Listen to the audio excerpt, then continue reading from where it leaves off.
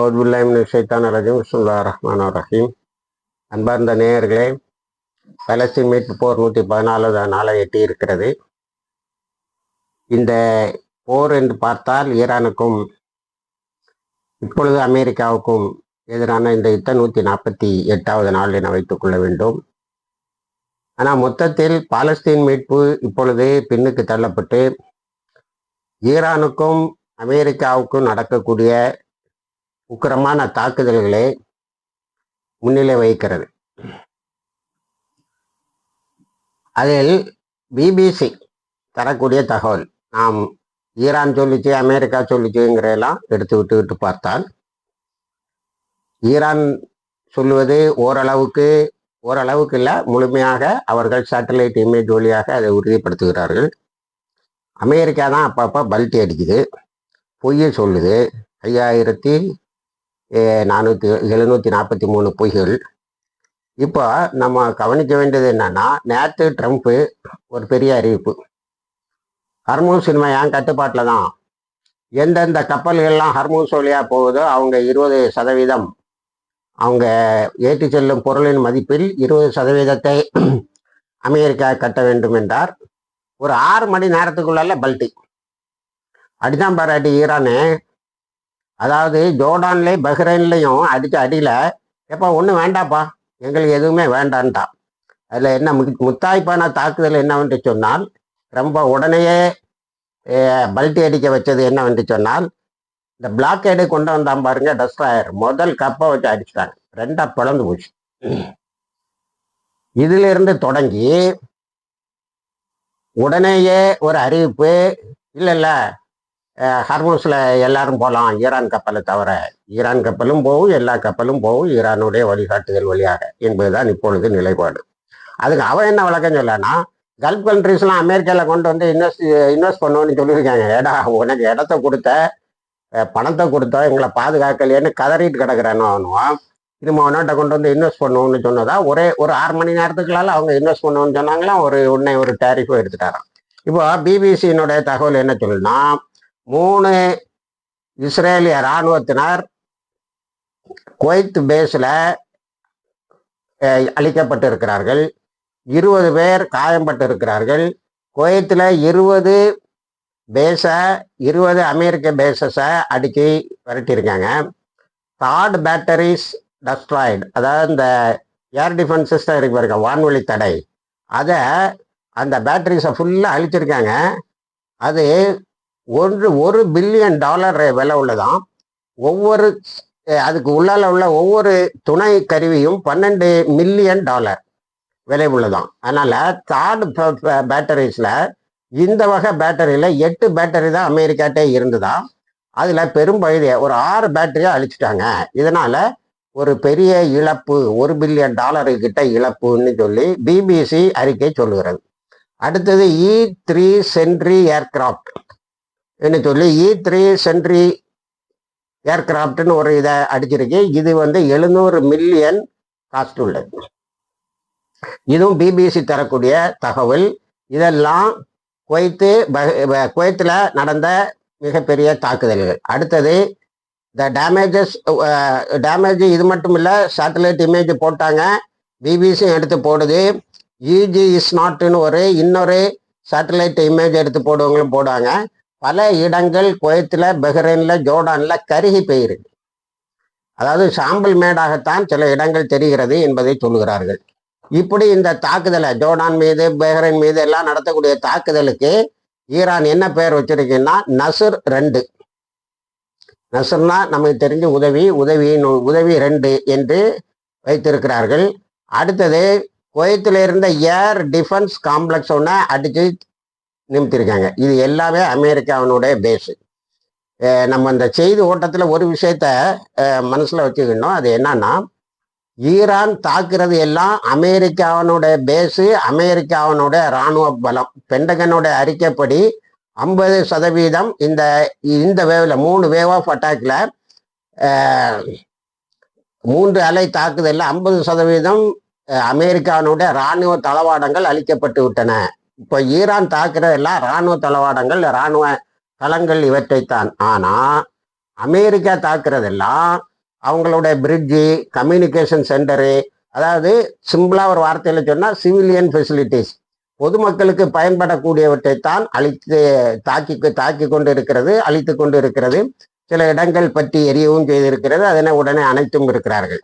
இப்போ நம்ம பெஹ்ரைனுக்கு வந்தா, பெஹ்ரைன்ல வந்து Patriot and C RAM radar சிஸ்டம்னு ஒன்று அழிச்சிருக்காங்க.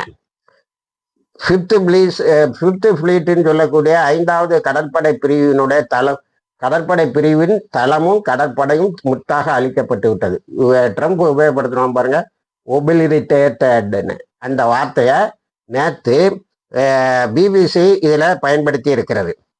இதெல்லாம் அதே மாதிரி இராணுவத்தை அகாமடேட் பண்ணக்கூடிய பில்டிங் ஒன்று அழிச்சிருக்காங்க. Accommodation buildings, communication facility, satellite, இது சேட்டலைட்டு இமேஜஸ் தரக்கூடியது, அவங்க சேட்டலைட்டையும் அழிச்சிருக்காங்க. இப்படி ஈரானுடைய தாக்குதல் சேட்டலைட் வரைக்கும் போகுது தாக்குதல். ஈரானுடைய வான்வழி தாக்குதல் இந்த அளவுக்கு பலமாக இருக்கிறது. சேட்டலைட் கம்யூனிகேஷன் சென்டர் ஒன்று வச்சிருக்கானோ அதை தாக்கியிருக்காங்க. அடுத்தது இது நம்ம குவைத்துக்கு வந்தா, கத்தருக்கு வந்தா, கத்தர்ல சரியான ஒரு தாக்குதல். அது என்னன்னா, அந்த அபு உதைதுன்னு சொல்லி ஒரு ஏரியாவை முதல்ல 12 நாள் யுத்தத்துல, போன வருஷம் நடந்த 12 நாள் யுத்தத்துல அதை தாக்கின உடனே தான் தப்புன்னு சரண்டர் ஆனான். அதை 12 நாள் யுத்தத்துக்கு முன்னாடி நடந்த யுத்தத்துல முதல்ல அதை தாக்கின உடனே தான் அமெரிக்கா சரண்டர் ஆச்சு. அந்த உதைது பேஸை நேற்று அடித்து நிமித்திருக்காங்க. அதில் இருந்த 8000 அமெரிக்க இராணுவத்தினரை அகாமடேட் பண்ணியிருந்த ஹோட்டலையும் அடிச்சிருக்காங்க. இது ஒரு பெரிய இழப்பை அமெரிக்காவுக்கு ஏற்படுத்தி இருக்கிறது. உதைத் ஃபெசிலிட்டியில் ஏற்பட்ட அழிவை பார்த்து கத்தர் கதறிட்டுது. கத்தருடைய வெளிநாட்டு அமைச்சர் அப்படிதான், நீ யாருடா எங்களுக்கு உபதேசம் பண்றதுக்கு, உனக்கு பணத்தை தந்தோம், இடத்தை தந்தோம், எங்களை கடைசியில் காலை வாரிட்டேன்னு சொல்லி அழுது புலம்புவதை நம்மால் பார்க்க முடிகிறது. அவர் பல வாயில வந்ததெல்லாம் சொல்லி கதறாரு. அடுத்தது ஜோர்டானுக்கு வந்தா, ஜோர்டான்ல ஒரு 4C ட்ரிட்டன் சொல்லக்கூடிய ஒரு வெப்பனை, MQ-4C ட்ரிட்டன் சொல்லக்கூடிய ஒரு வெப்பனை நான் அன்னைக்கு சொன்ன பாருங்க, பிரின்ஸ் ஹுசைன் ஏர்போர்ட்ல இருந்து தர்ஃபுங்கிற ஏரியாவுக்கு மாத்திருக்காங்க, ஈரான் மீது ஒரு பெரிய தாக்குதலை நடத்துவதற்கு. இதை aerial surveillance and attack mission attack இது விமானம்னு சொல்றாங்க. அதை அடிச்சு ஒன்றும் இல்லாமல் ஆக்கிட்டாங்க. அதில் 240 மில்லியன் விலையாது. அது அதுக்கு ரியல் பேரு ஹை ஆல்டிடியூட் சர்வைலன்ஸ் சிஸ்டம். பெரிய வானத்தில் வரக்கூடியதை கண்டுபிடிச்சு கண்காணித்து தாக்கக்கூடியது. அடுத்தது MQ-9 ஹேங்கர்ஸ்ன்னு சொல்லக்கூடியதையும் அளித்திருக்கிறார்கள். அடுத்தது சாலிட் ஃபியூவல் ஏர்கிராப்டை அடிச்சிருக்காங்க. இதுக்கு ஈரான் உபயோகப்படுத்தினது ஹைபர் மிசிலு, ஃபத்தாஹ் மிசிலு, இதையெல்லாம் பயன்படுத்தி இருக்கிறார்கள். பல மிசில் இதை ஏற்படுத்தி இருக்கிறார்கள். இந்த தகவல்கள்லாம் தாரது நமக்கு ஈஜிப்சியனுடைய OSINT டேட்டான்னு சொல்லி ஒரு தகவல் இதை தருகிறது. அடுத்தது கடைசியா நேற்று ஹிம்ராஸுங்கிற ராக்கெட் லான்ச்சிங் சிஸ்டத்தை அடிச்சிருக்காங்க. அதுக்கு அடுத்தது அமெரிக்கன் வார்ஷிப்பை அடித்து உடச்ச உடனே துண்டக்கானம் துணியக்கானம்னு ஓடிட்டாங்க. இதில் ரஷ்யா ஒரு பெரிய உதவியை செய்து அதனுடைய உதவி நிரந்தரமாக இருந்து கொண்டு இருக்கிறது. அது பாராட்ட தகுந்தது. ரஷ்யாவில் உள்ள நியூக்ளியர் சயின்டிஸ்ட் எல்லாம் புஷர் நியூக்ளியர் ஃபெசிலிட்டியில் வேலை செய்கிறாங்க. அதை ரிப்பேர் பண்ணுறதுல உதவி செய்கிறாங்க. அது அமெரிக்காவினுடைய தாக்குதலுக்கு உள்ளாக இருக்கிறது. அமெரிக்காவினுடைய தாக்குதல் வழக்கமாக பந்தர் அப்பாஸ், குஸ்மவுலண்ட், சிரிக், சஹாபார் போன்ற இடங்களை தாக்கி இருக்கிறது. பல இடங்களில் எக்ஸ்ப்ளோஷன்ஸ்ன்னு சொல்லி ஈரானுடைய IRGC இஸ்லாமிக் ரெவல்யூஷனரி கார்ப்ஸ் அறிக்கையை சமர்ப்பித்திருக்கிறார்கள். இப்போ கவனிக்க வேண்டியது என்னன்னா, எங்கெல்லாம் இடிபாடுகள் ஏற்படுதோ அதை குயிக்கா ஈரான் சரி கட்டிடுது. ஈரானுடைய அந்த வேகத்தை எல்லோரும் பாராட்டுகிறார்கள். இப்போ இப்படி போயிட்டு இருக்கும்போது இன்னைக்கு சற்று நேரத்திற்கு முன்னால் ட்ரம்ப் பென்டகன் என்ன அறிவிக்குதுன்னு சொன்னா, பென்டகன் அல்லது சென்டம்னு எடுத்துக்கணும். சென்டம் தான் இந்த அறிக்கையை சொன்னது. அது என்னன்னா, எங்களுடைய தற்போதைய வேவ் ஆஃப் அட்டாக்கு ஒரு முடிவுக்கு வந்திருக்கு.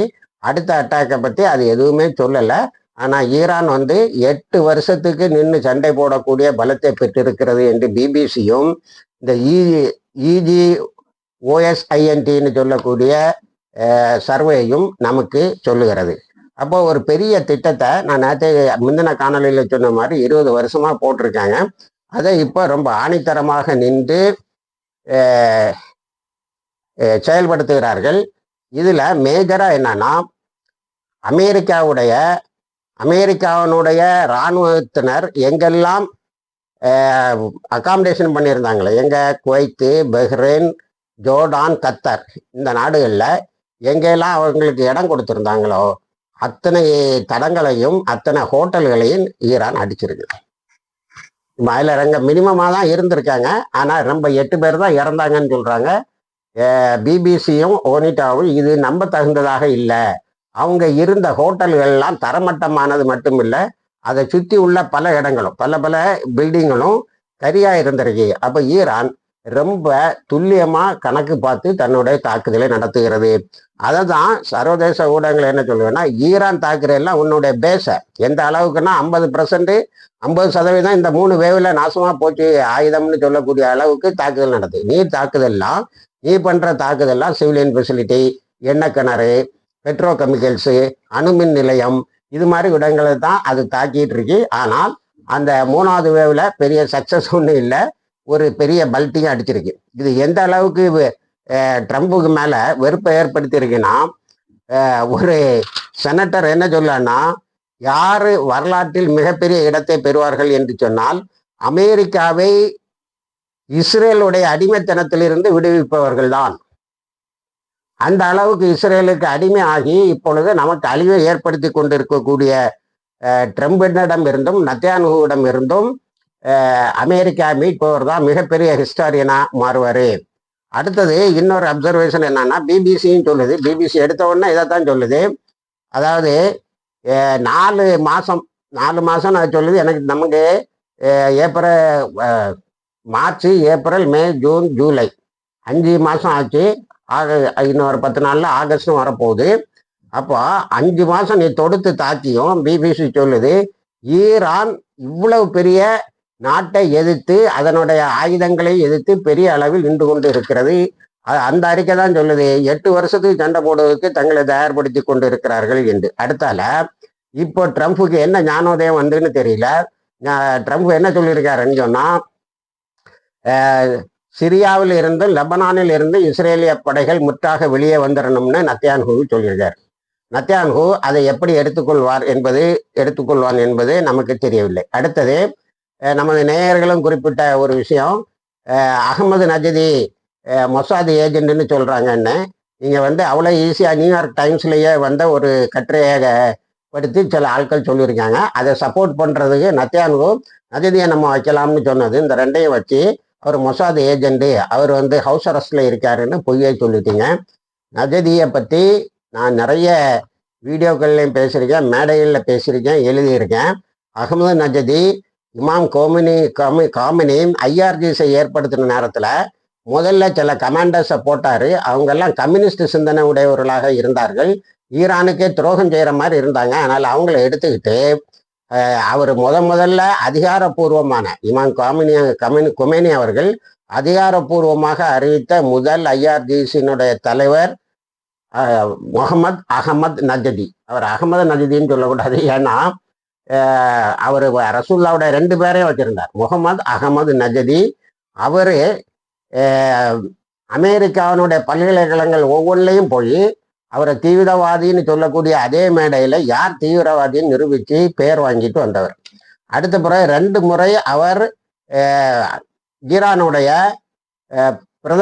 பிரசிடெண்டாக இருந்த காலகட்டத்தில் தான் ஈரானுடைய நியூக்ளியர் இது இந்த அளவுக்கு வளர்ந்தது. அவர் சாதாரணமாக எங்களுடைய நண்பர்கள் வட்டாரத்தில் பேசிக்கிடுவோம். அவர் இருந்திருந்தாருன்னா இந்நேரம் இஸ்ரேலை ஒன்றும் இல்லாமல் ஆக்கியிருப்பாரு அப்படின்னு.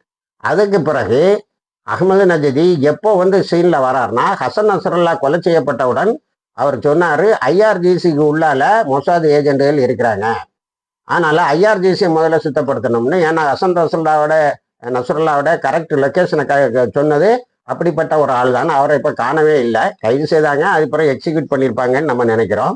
ஆகவே அவர் வந்து மிக திறமையானவர். இந்த எலெக்ஷனில் அவர் நிற்க போனார்.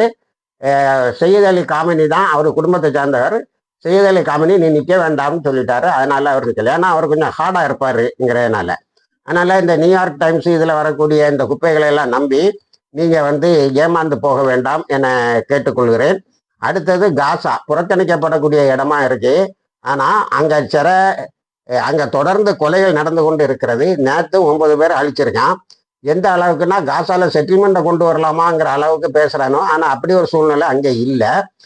பல முனாஃபிகளை வச்சு அட்மினிஸ்ட்ரேட் பண்ணால் ஹமாஸ் அவங்கள உடலை துரத்தி பிடிக்குது. நேற்று ஒரு போலீஸ், அதாவது காசாவில் வேலை செய்யக்கூடிய ஒரு போலீஸ் கமாண்டர் ஒருத்தரையும் கொலை செய்து இருக்கிறார்கள்.